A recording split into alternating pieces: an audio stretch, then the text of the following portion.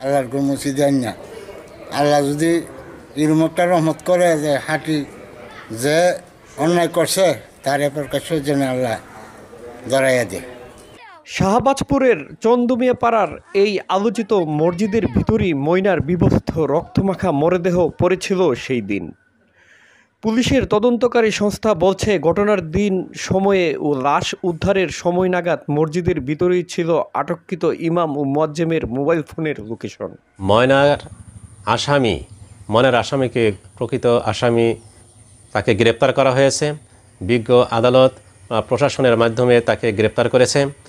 Joydebpur rail station থেকে সেখান থেকে তাকে গ্রেপ্তার করা হয়েছে। সে পালানোর চেষ্টা করেছিল, সেখান থেকে তাকে গ্রেপ্তার করেছে।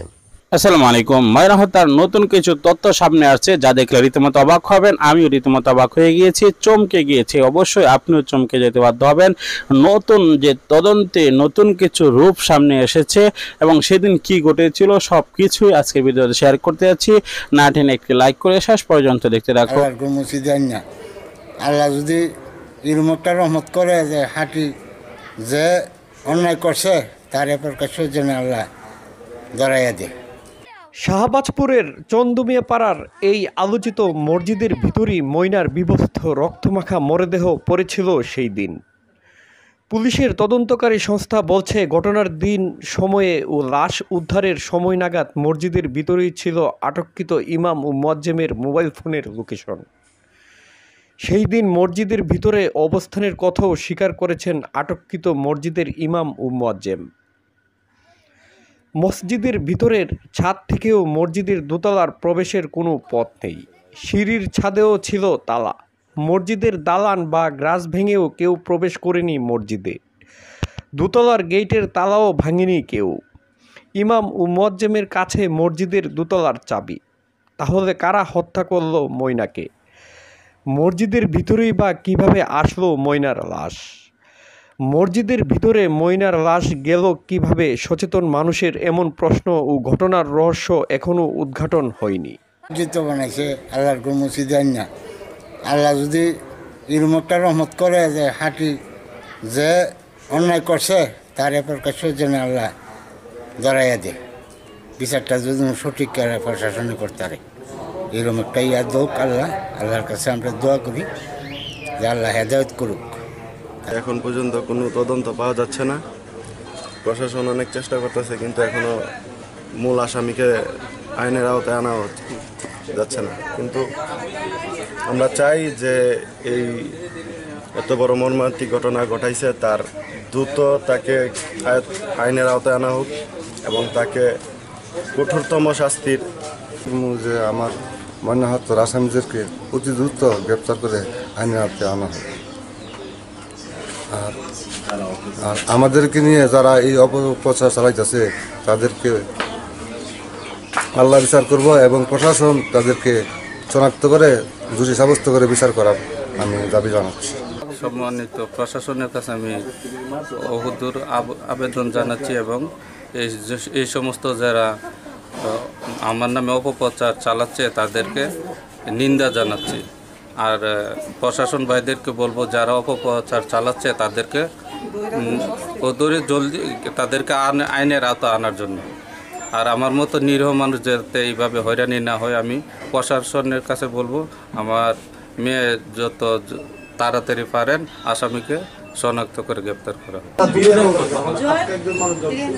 নিহত শিশু ময়নার পরিবার ও গ্রামবাসীর দাবি, প্রকৃত ঘটনাটি ভিন্ন খাতে প্রভাবিত করার জন্য সামাজিক যোগাযোগ মাধ্যমে ইউটিউবার, ফেসবুক ব্লগার ও কন্টেন্ট ক্রিয়েটররা গুজব ছড়িয়ে ইতিমধ্যে তার পরিবারকে মানসিকভাবে বিধ্বস্ত করে তুলেছেন।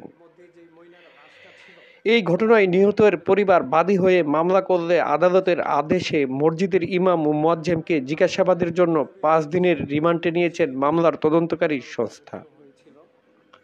শরীফ মাহমুদ, সময়কাল নিউজ, ব্রাহ্মণবাড়িয়া।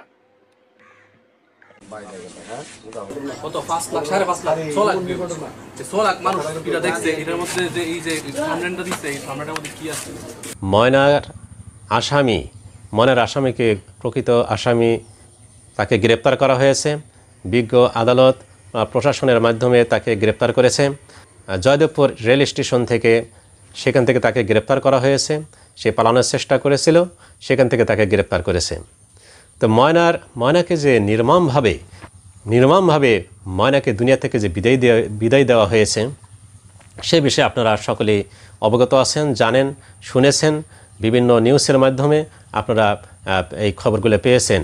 তো ময়না, সেই কোন ময়না, এই সম্পর্কে আমাদের একটু জানা থাকা উচিত। যেহেতু ইতিপূর্বেই ব্রাহ্মণবাড়িয়াতে এক ময়নাকে দুনিয়া থেকে বিদায় দেওয়া হয়েছে, আর আরেকজন ময়নার পরিচয় সেটাও আপনারা জানেন, বা পেপার পত্রিকাতে এই নিউজটা এসেছে এবং আপনারা সেটা দেখেছেন বা জেনেছেন।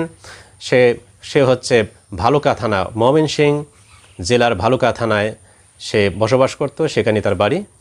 ময়না বেগম, এই ময়না বেগমের স্বামীর নাম হচ্ছে রফিকুল ইসলাম।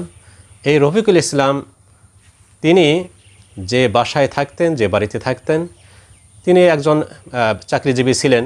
সে চাকরি করতেছিলেন, নাইট ডিউটি করতেছিলেন। সেখান থেকে যখন বাড়িতে আসছেন, বাড়িতে এসে দেখলেন যে বাহিরে তালা মারা। তখন তার সন্দেহ হয়েছে যে বাহিরে তালা মারা কেন, ভিতরে কি মানুষ নাই নাকি, কেমন কী অবস্থা। তখন সে তালা ভেঙে ভিতরে দেখলেন যে এরকম অসামাজিক কাজ, এবং সেখানে তার স্ত্রী ময়না বেগমকে এবং তার 2 সন্তানকে দুনিয়ার থেকে বিদায় দিয়েছে এবং বডি থেকে মাথাকে পৃথক করে দিয়েছে। এমন মর্মান্তিক ঘটনা যখন দেখেছেন, এরপরে পাশের রুমেই থাকতো ওই ময়না বেগমের দেবর, অর্থাৎ রফিকুল ইসলামের ছোট ভাই। সে সেখানে থাকতো, সে রুমেও সে উপস্থিত ছিল না। যখন সে উপস্থিত সেখানে ছিল না, তখন তার মনের ভিতরে ডাউট হয়েছে, সন্দেহ হয়েছে, সন্দেহ পোষণ করেছেন যে এই ঘটনাটা সে হয়তো ঘটাইতে পারে। এজন্য সে থানাতে জিডি করেছে। জিডি করার পরে তাকে, দর্শক সম্পূর্ণ ভিডিওটি দেখলেন, বুঝতে পেরেছেন ভিডিওটি গুরুত্বপূর্ণ। ময়না হত্যা নিয়ে চাঞ্চল্যকর কিছু তথ্য আপনাদের মধ্যে শেয়ার করলাম। অবশ্যই পরবর্তীতে সকল ভিডিও আপনাদের মাঝে শেয়ার করব। একে একে সকল আপডেট পাওয়ার জন্য আমাদের চ্যানেলটিকে সাবস্ক্রাইব করে নিন। আমরা চাই বস্তুনিষ্ঠ সকল আপডেট সর্বপ্রথম আপনাদের মাঝে পৌঁছে দেওয়ার জন্য। ময়না হত্যা এমন এক চাঞ্চল্যকর রূপ নিয়েছে যা ইতিহাসে এই প্রথম।